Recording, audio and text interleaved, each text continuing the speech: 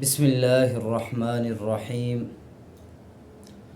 رسول پاک صلی اللہ علیہ وسلم کی سنت ہے مسواک کرنا، اور مسواک کے بہت بڑے فوائد ہیں، اور سب سے بڑا فائدہ یہ ہے کہ مرتے وقت انسان کو کلمہ طیبہ نصیب ہوتا ہے، اور جس کو مرتے وقت کلمہ نصیب ہو جائے تو اس کی دنیا اور آخرت دونوں بہتر بن جاتی ہیں۔ تو جہاں مردوں کے لیے مسواک کا حکم ہے تو وہیں عورت کو بھی مسواک کرنی چاہیے، اور اس کی مثال ام المومنین حضرت عائشہ صدیقہ رضی اللہ تعالی عنہا فرماتی ہیں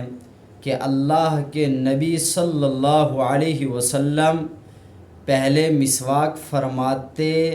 اور پھر مجھے مسواک دھونے کے لیے دے دیتے تو میں اس سے مسواک کرتی اور پھر دھو کر آپ صلی اللہ علیہ وسلم کو دے دیتی۔ یعنی سنن ابی داود میں یہ روایت ہے کہ اللہ کے نبی صلی اللہ علیہ وسلم مسواک فرماتے اور پھر ام المومنین حضرت عائشہ صدیقہ رضی اللہ عنہا کو وہی مسواک دیتے، اور حضرت عائشہ رضی اللہ عنہا وہ مسواک دھو کر کے وہ مسواک کرتی تھیں اور پھر دھو کر نبی صلی اللہ علیہ وسلم کے لیے رکھ دیتی تھی۔ ہم سب کو مسواک کا اہتمام کرنا چاہیے، اور نبی پاک صلی اللہ علیہ وسلم کی ان سنتوں کے اوپر عمل کی زندگی گزارنے کی توفیق نصیب فرمائے، عملی زندگی گزارنے کی اللہ تعالی ہمیں توفیق نصیب فرمائے۔